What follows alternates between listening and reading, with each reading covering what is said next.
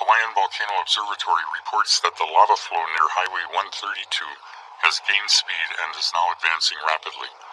Due to this advance in speed, residents in the Kapoho area, including Kapoho beach lots and Vacationland, are advised to evacuate. You are at risk of being isolated due to possible lava inundation of Beach Road near Four Corners. At the present rate of flow, it is possible that Beach Road near Four Corners may be blocked within 4 to 6 hours. Shelters are open at the Pahoa Community Center, Kayal Community Center, and the Sure Foundation Church. Shelters are pet-friendly. This is your Hawaii County Civil Defense. Us at Hawaii Electric Light Company. This afternoon, lava did cross Highway 132. We have a power line that goes down to Kapoho, and unfortunately the lava damaged that power line, and customers down at Kapoho are without power right now. At this time, we do not have plans to try and go and make repairs along Highway 132. The situation with the lava is too unpredictable. We have generators on island, but we're not deploying just yet down in Kapoho. We want to make sure what the situation with the lava is before we deploy the generators. It'll take some site preparation to hook up the generators and get the particulars of the electrical system with a temporary generator set up. We want to make sure we pick the right location, not a location that the lava is going to inundate later. We have those designs and plans in the works and the generator on island. Some of you down in Kalapana, Nanavali Estates, and parts of Pahoa, and even parts of Leilani, you experienced a short power interruption yesterday. That was so that we could transfer service. You were being served by a substation along Highway 132 about a quarter of a mile down the road from the Y point. We transferred your source to another source in Ainaloa, so you're serving from a different source. Today we have to de-energize that Kapoho substation. The lava is too close, but you are being served from a different source in Ainaloa, so we got that work done yesterday. Today, the lava inundated our switching station on the PGV site, so there are no more electrical facilities on the PGV site. It's pretty much been run over by the lava.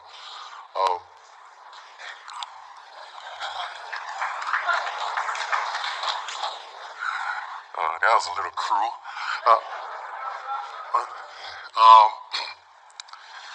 But we still have enough generation. We have enough generation from other generators. We're still maintaining all the other generation. Generation fleet is normal. We have adequate margins to continue to supply as we go through this. Thank you.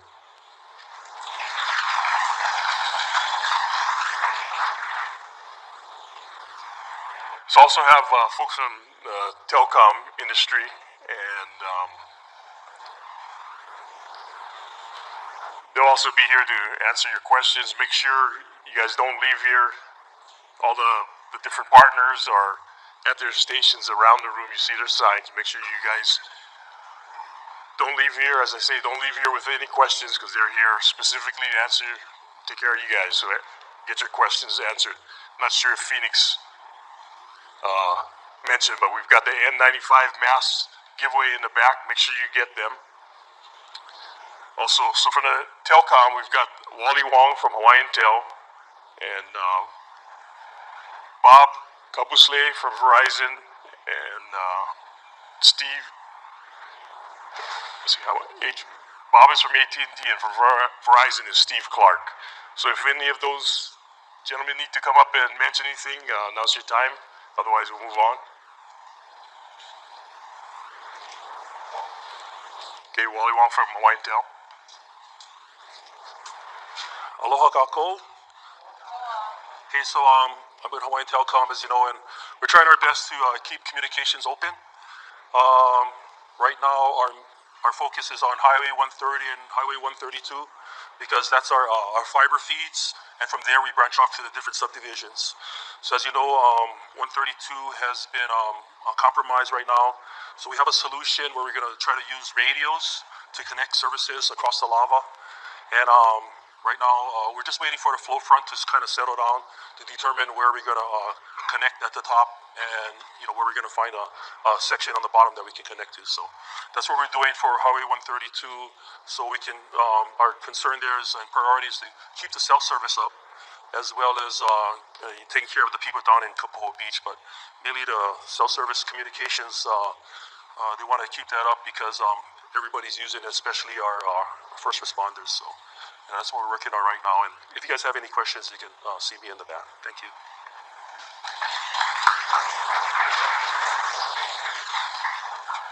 Hey, good evening. My name is Ron Whitmore. I'm with the Department of Research and Development with the County of Hawaii. We've been working closely with all the telecom providers. The reason Verizon, AT&T guys probably aren't here tonight because they're actively working in the field to restore service.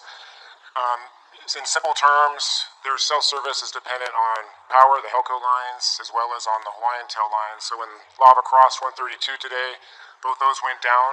But there are multiple contingency plans in place that they're working very hard right now to put in place. It's partially a function of what Wally guys are doing with Hawaiian Tel, but there's also other microwave and satellite options they can use to restore signal, and generators on island they can use to restore power. So they're working very hard to restore your cell and internet service as quickly as possible.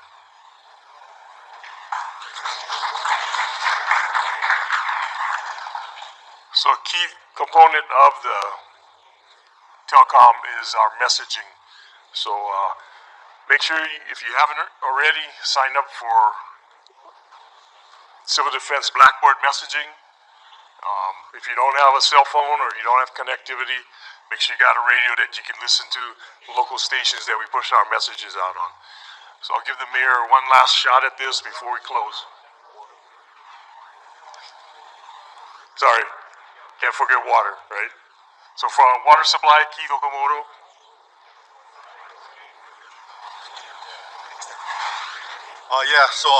Work continues on our Kapoho well. It's going fairly smoothly. We have a few more pieces of equipment to install, and so we're looking at maybe about 2 to 3 more days, and we'll have that putting water into the system. And that will get water to the Vacationland beach lots along the Makai areas. We still need people to conserve and use water wisely to make sure that this source can go as far for as long as it possibly can. And again, we'll be on the side if there's any questions. Thank you.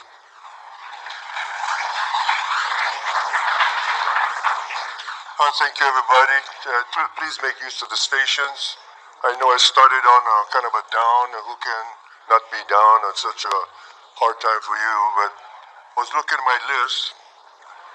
But before that, I want to introduce one man that I think many of you have known out on the field. He's the head of the Public Works roadway for the island. I know he's been out there all the time, so how about a hand for Neil Azevedo?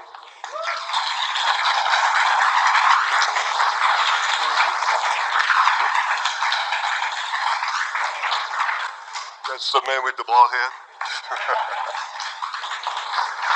Thank you, Neil. And I'm looking at those names, and this is real. Thomas Magno, as you guys know, I coached him football when he was 14. The president of Hawaii Electric Light Company in high school, damn good quarterback. Fullback. General Hara, I coached him football at Waikea. Neil Azevedo, he was my captain from Waikea, but also I coached him in Papua at 9 years old. My goodness, don't ask anybody how old I am. But in closing, for me, I really mean it. We will get through this. We can't, there's a man from FEMA that I will always remember because it is so true. I think you can see we made a rule from day one, and I promise you this was the rule. We will call every single source we can to help us go through this and minimize harm. They were all told 100% of every single decision will be made in consideration of you and never of politics, and we will keep that promise. Thank you very much for tonight.